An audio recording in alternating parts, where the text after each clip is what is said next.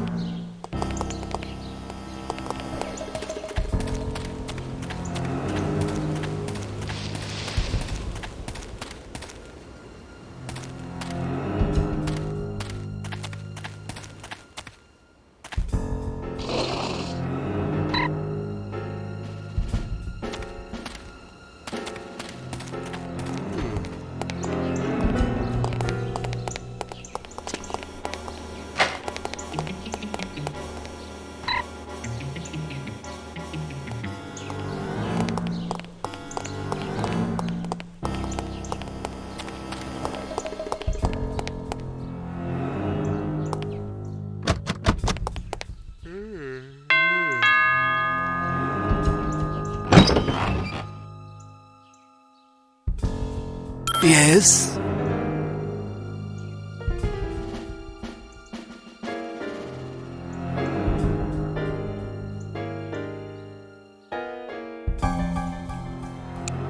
Good afternoon. My name is Mia Haig. I'm from Men of Influence magazine. Men of Influence? What on earth are you doing here? This is the residence of Baron Archibald Dumas, is it not? Yes? Baron Dumas certainly seems to qualify as a man of influence, wouldn't you say? I suppose it would depend on how you choose to define influence. He is the president of Dumas Industrial Enterprises. Ah. He's wealthy.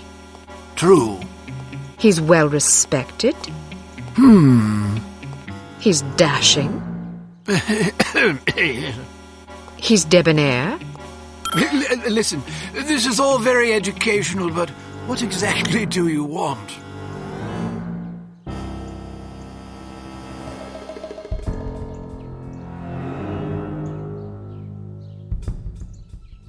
I was hoping to profile Baron Dumas for a Perfect Lives series. Each month we cover a different person whose lifestyle and disposition exemplify perfect living. And you wish to include his lordship in this series? Yes, the idea is to penetrate the myth and get to know the man, his pastimes, his ambitions, his accomplishments, the things that make him tick. I see. He's a model aristocrat. Ah. Someone our readers can look up to. Of course. Will you excuse me for a moment, Miss Haig? I don't think I could forgive myself if I were to let this sublime opportunity pass by. I will discuss your request with his lordship and return presently with his answer. Thank you.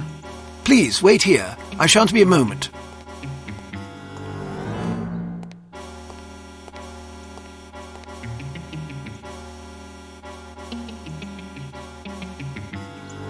Very well. His lordship has agreed to see you. Excellent. This should be amusing. What do you mean? Nothing. Follow me, please. Miss Haig, sir. Splendid. Show her in. I'll leave you to your interview, darling. I'll be shopping for the rest of the afternoon. Yes, yes. Have a marvelous time, Chipmunk. Don't call me that. As you wish, my love. Pip-pip. He's rather larger than I expected. Ah, yes. He's a big bundle of charisma and intelligence. If you're lucky, perhaps he'll regale you with his rousing safari adventures. Good day, Baron Dumas. Goodness, had I known you would be so sumptuous, I might have preened. Care for a drink? No, thank you. It's a little early for me. Well, I'll indulge for us both in that case. I hope you'll pardon me for saying so, but you're a ravishing girl. Simply ravishing. That's very kind of you. I'm sure your wife feels absolutely spoiled by your abundant charm. Oh, she's a lucky old crow, I'll grant you that. Now then, Giles tells me you want to profile me for this magazine of yours. Men of Influence, was it? Yes, each issue we cover a different person in our Perfect Lives series, someone whose lifestyle and achievements serve as inspiration for our readers. Jolly good. You've come to the right place. That will be all, Giles. Actually, sir, I thought it might be worthwhile for me to stay, in case the young lady should desire anything at all. Splendid idea. Pip, pip. Yes, sir. I'll be right over here if you require anything, Miss Haig. Thank you. Baron Dumont, do you mind if I record our interview? I'd rather devote my attention to you than to my notepad. And who could blame you? Record away, my dear. So then, where shall we begin?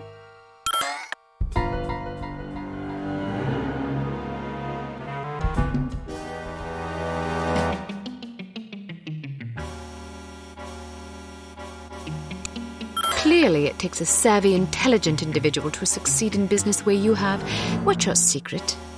Well, I suppose it takes a solid appreciation of the fundamentals of business success. Once you have that, the rest is easy.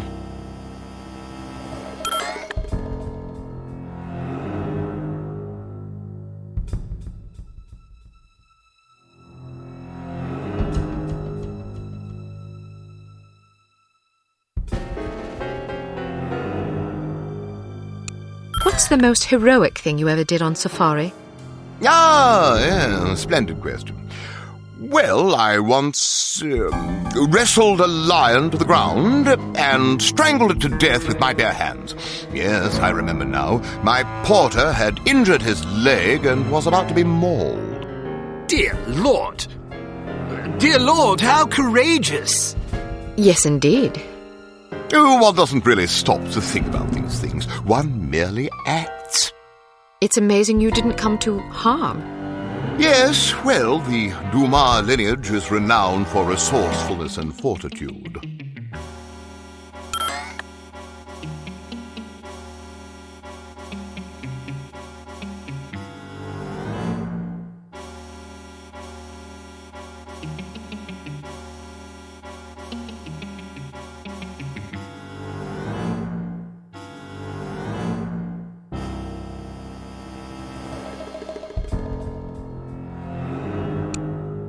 I'm sure our loyal readers would love to know what hunting rifle such a magnificent sportsman favors on safari. Ah, yes, indeed. Well, it depends to some degree on the beast I'm tracking. For a tiger, I tend to favor the legendary Matterhorn Model 4 special issue. Isn't that a .22 caliber target rifle? Seems a bit feeble for a tiger. Yes, but I savor a challenge. How intrepid! You must be quite a marksman to take down a tiger with a single round from a .22. Well, sometimes it takes a few more than that. Still, even 3 rounds is impressive. It's usually more like 17 or 18. Really? You might find a larger caliber to be more humane. Yes, but then you have to deal with all that nasty recoil. I see.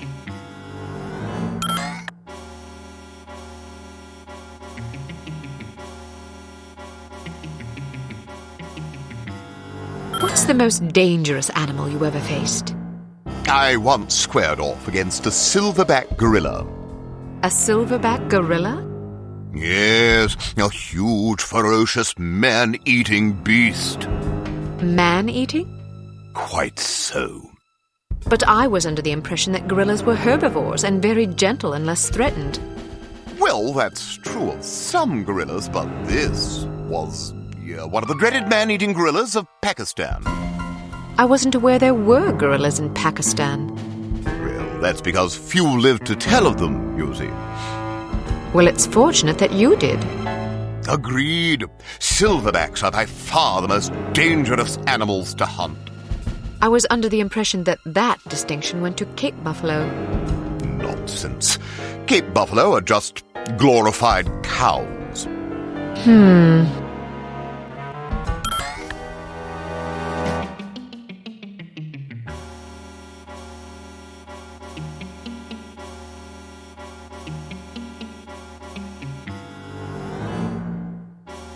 Is there anything that can strike fear into the heart of such a stalwart hunter as yourself?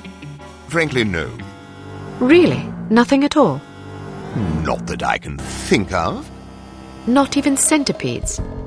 Oh, dreadful things. Yes, I suppose, perhaps centipedes. Personally, I'm terrified of rats. Oh, God, yes. Those beady, evil little eyes and sharp little vermin teeth. Horrible animals, especially in a mob. And spiders. Oh, don't even mention them. How did you become so courageous? Oh, just something one's born with, I suppose.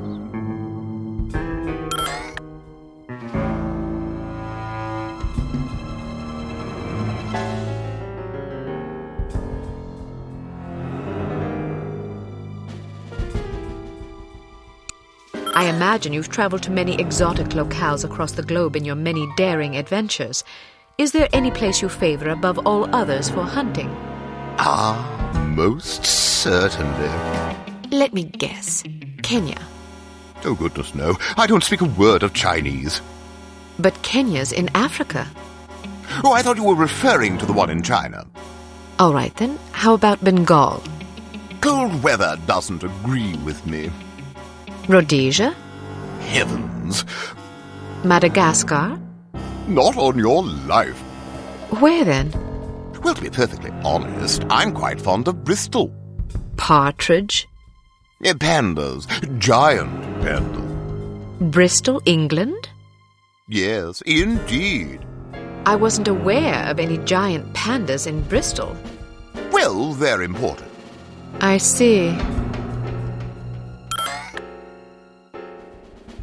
How has your approach to running Dumas Industrial Enterprises differed from your late father's? I'm not really sure what approach my father used, but I like to run things strictly by the book. By the book? Yes, you know, according to policy. But whose policies? I'm afraid that information is strictly classified. Next.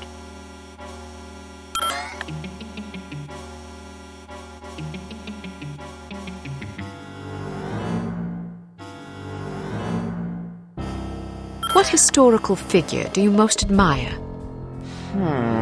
Probably Beowulf. I was thinking of historical rather than fictional individuals.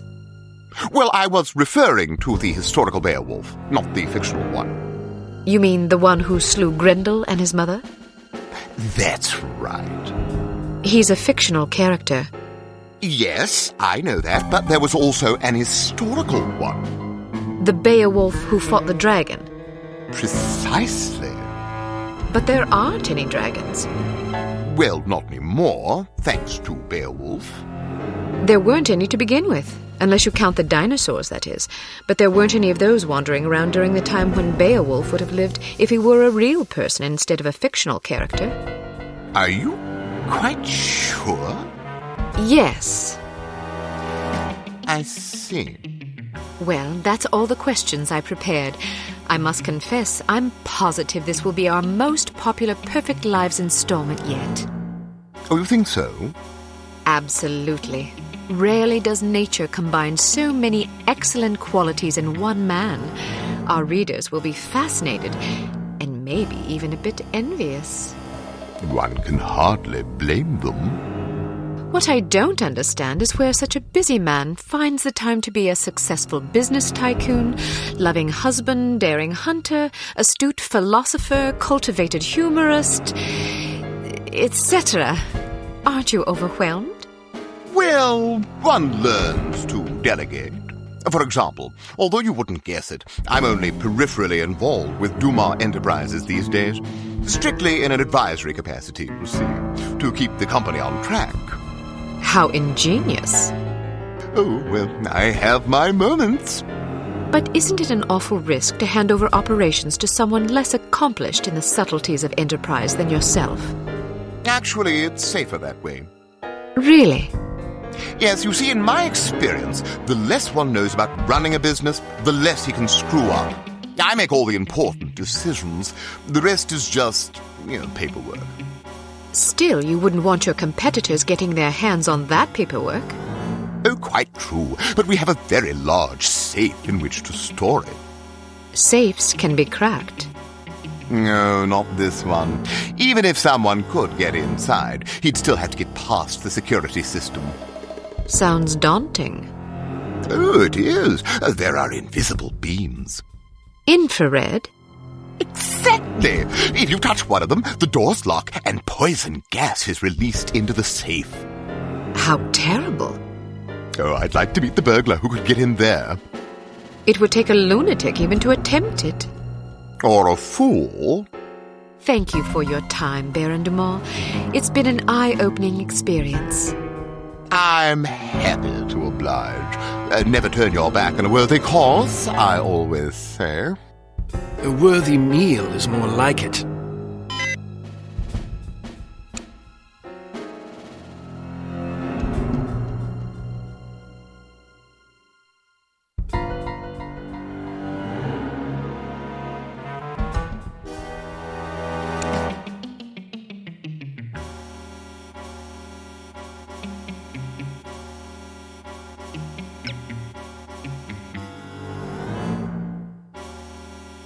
Well done, Agent Archer. You may redeem yourself yet. In the meantime, don't get cocky. There's still work to be done. Command will fill you in on the details. Report there immediately.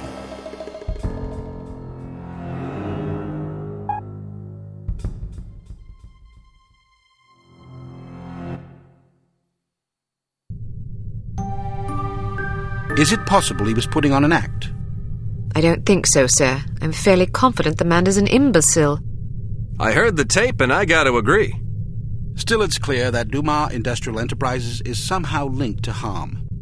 Well, didn't the Baron say that he wasn't really running the show anyway? Who's the vice president of the company? According to our research, his name is Damascus Valentine. D.V. What? His initials, Damascus Valentine, Dmitry Volkov. Coincidence? Seems rather tenuous. But nonetheless intriguing. In any case, we need to know what's in the safe the Baron mentioned to you. It won't be easy, naturally, but it could be the key to this investigation. I'm looking forward to the challenge, sir. That's the spirit. Mr. Smith, what did intelligence find out about the building? It's a veritable fortress. Not only is there a suspiciously large and well-trained security staff, but they've also invested heavily in high-tech surveillance equipment, cameras, infrared alarm systems, the works. They must really have something to hide. Our thoughts exactly. So what's the plan? Who is going inside? You are. What? Why her? It's way too dangerous for a woman. Oh, don't start with that again. Before joining Unity, Agent Archer was something of an expert in, covert infiltration, one might say. Breaking and entering, others might say. Whatever the case, this assignment calls for stealth and subtlety. Yeah, I know. Subtlety isn't my specialty. I still think it's too dangerous for her to go in alone. Which is why you'll be providing a distraction for her downstairs. I like the sound of that. How do I get inside? Attempting entry on the ground floor would be suicide, even for an expert like Miss Archer. The only way in is through the roof access. What did you have in mind? Am I going to have to parachute in? Too imprecise. Fortunately, there's an alternative.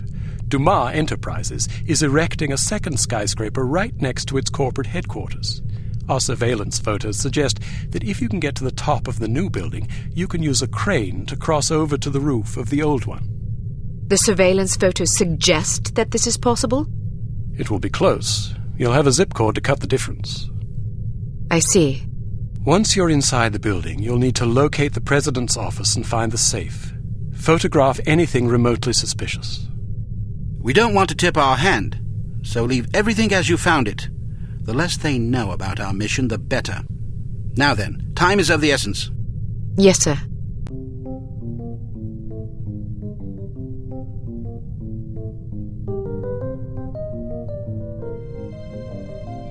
Welcome to Advanced Field Tactics. Here we have the Sphinx Series M Code Breaker. Simply attach it to a standard 10-key security pad, and it will run through a series of combinations until it breaks the code. The duration of this process is determined by the complexity of the code, so it may be advisable to hide until the procedure is complete. Try out your code breaker on this keypad.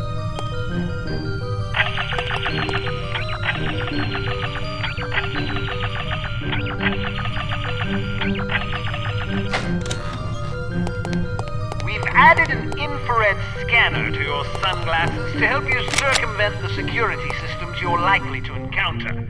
If you see suspicious-looking fixtures like these mounted on a wall, be sure to switch on your scanner lest you announce your presence unintentionally.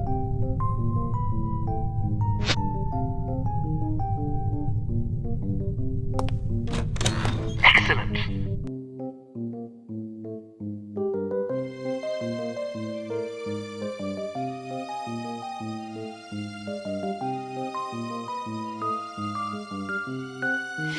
I'm bored.